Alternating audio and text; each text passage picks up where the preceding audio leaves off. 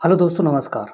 Junior assistant 1262 को लेकर कुछ इम्पोर्टेंट टिप्स जैसे कि थंबनेल में आपने देखा, यही कि जैसे कि टाइपिंग कैसे सीख सकते हैं, स्पीड को कैसे बढ़ा सकते हैं, टाइपिंग को सबसे इम्पोर्टेंट कि टाइपिंग के पास कैसे कर सकते हैं, किन बातों का हमें ध्यान रखना चाहिए, किन बातों को इग्नोर करना चाहिए, क्या करना चाहिए मुझे बहरहाल मतलब कुल मिलाकर जो है मुझे क्या करना चाहिए ताकि टाइपिंग पास की जा सके। तो उसी से संबंधित कुछ इम्पोर्टेंट टिप्स जो है ऑडियो फॉर्म में हैं। ठीक, एक भाई हैं हमारे दोस्त हैं, उन्होंने भेजा है, ठीक है, बहुत इम्पोर्टेंट है और वो जो है उन्होंने जो है जूनियर असिस्टेंट 2016 और जूनियर असिस्टेंट 2019 का जो जनवरी 2021 और शायद जुलाई 2021 में टाइपिंग हुई थी, यही आपके आईटीआई लखनऊ में उन्होंने टाइपिंग दी है, ठीक है।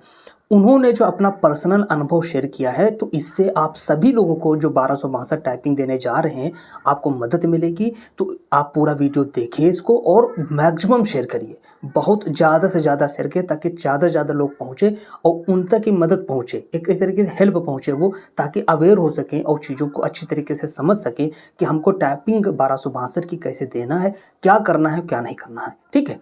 तो ये रहा, देखिए ऑडियो, वीडियो देखिए, सॉरी वीडियो नहीं, ऑडियो, पूरा ऑडियो सुनिए और मैक्सिमम शेयर करिए ताकि ज़्यादा से ज़्यादा तक लोगों तक ये बात पहुँचे और अवेयर हों वो अपनी टाइपिंग को लेकर, ठीक है, उनको मदद मिले।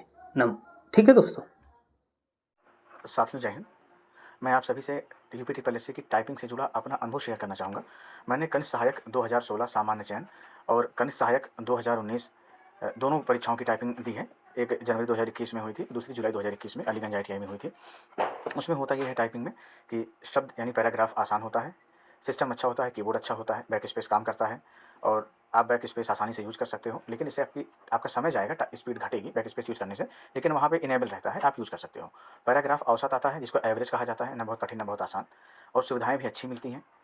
कुल मिलाकर अगर आप घर पे आपकी स्पीड इंग्लिश में 35 वर्ड की आ जा रही है और हिंदी में 30 वर्ड की आ रही है, तो 1 महीना लगभग है आपकी टाइपिंग का, आप आसानी से टाइपिंग पास कर लोगे। अब कह रहे हो कि स्पीड कैसे निकालें, कहीं कम आती है, कहीं ज़्यादा आती है, तो आप 10 पैराग्राफ टाइप करो इंग्लिश के, एक ही प्लेटफॉर्म पे नहीं, अलग अलग प्लेटफॉर्म पे। जैसे ऑनलाइन वेबसाइट पे 3-4 वेबसाइट ऑनलाइन देख लो, 5-5 मिनट की टाइपिंग लगा लो और जो स्पीड है उसको नोट कर लो।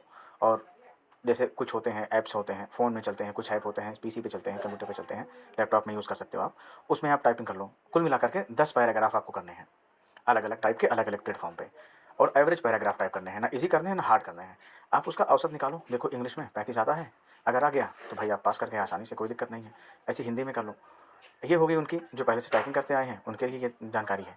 अब कुछ ऐसे भी हैं जो अभी तक असमंजस में थे, टाइपिंग करूँ कि ना करूँ, फिर कट ऑफ कम चली गई है, वो कट ऑफ से 2-4-6 नंबर ज़्यादा है, उन्हें लगता है कि मेरा हो जाएगा। हो भी सकता है, कोई जानता नहीं है किसका कहाँ कितने नंबर पे हो जाए। हाँ, उनको क्या करना है, अगर मान लीजिए हिंदी में उनका 20 वर्ड आ रहा है, इंग्लिश में 20-25 वर्ड आ रहा है, यानी 5-10 वर्ड अगर पीछे हैं वो हिंदी इंग्लिश दोनों में या किसी एक में, तो भैया अब एक ही महीने का समय है, एक महीने में 30 दिन होता है, और अब आपके समय के ऊपर है। अब आप इसको 30 दिन बना लो, 30 घंटा बना लो, 300 घंटा बना लो, 150 घंटा बना लो। कहने का अर्थ ये है, आपको अगर नौकरी चाहिए और आपके पास ये बढ़िया मौका है, आपको लगता है आपका सिलेक्शन हो जाएगा, तो कुछ भी करके कैसे भी करके 4-6 घंटा पर डे टाइपिंग कर डालो, हो भी सकता है। बहुत से ऐसे मेरे साथी रहे हैं, पोस्टिंग भी उनकी है, 2-3 तो ऐसे हैं जिनके घर पे मुश्किल से 28 वर्ड हिंदी कर पाते थे और 33 वर्ड 34 वर्ड इंग्लिश कर पाते थे, और वहाँ टाइपिंग देने गए, उनके पास कॉन्फिडेंस था, बस हार ही नहीं, लगे थे, जज्बा था, मेहनत कर गए, खुद को संभाल लिए, अब समाज कल्याण में बाबू हैं और भी दूसरी जगह पर हैं, नौकरी कर रहे हैं। तो कहने का मतलब यही है कि टाइपिंग पास होती है जज्बे से, कॉन्फिडेंस से, विल पावर से, खुद को संभालने से। आपका मतलब कंसंट्रेशन अच्छा होना चाहिए, आप वहाँ पे फोकस्ड रहो, इधर उधर विचलित मत हो, कहीं और ध्यान देकर अपने अपने समय को, अपनी टाइपिंग को या फिर अपनी एबिलिटी को ख़राब मत करो। और टाइपिंग कोई बुरी चीज़ नहीं है, टाइपिंग एक स्किल है, डेवलप हो जाएगी, काम आएगी।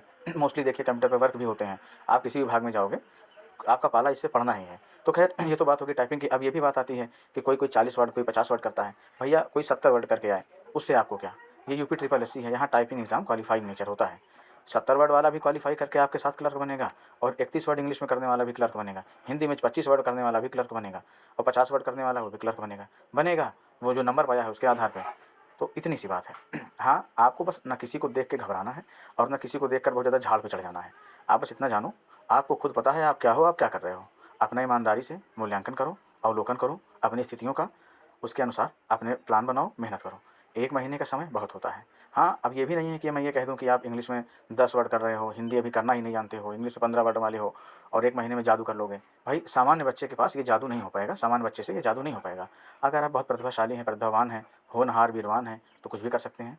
फिलहाल इन शॉर्ट सारी बातों की समरी इतनी सी है। पैराग्राफ आसान मिलेगा, बैक स्पेस चलेगा, सुविधाएं अच्छी मिलेंगी, कीबोर्ड ठीक ठाक मिलेगा, कीबोर्ड अच्छा मिलेगा, सब सही है, बस आपकी मेहनत सही होनी चाहिए। अगर आपने ईमानदारी से परिश्रम किया है तो उसका फल भी आपको अच्छा ही मिलेगा। और टाइपिंग कोई बहुत हौवा नहीं होती है, यूपी ट्रिपल एस सी की खासकर।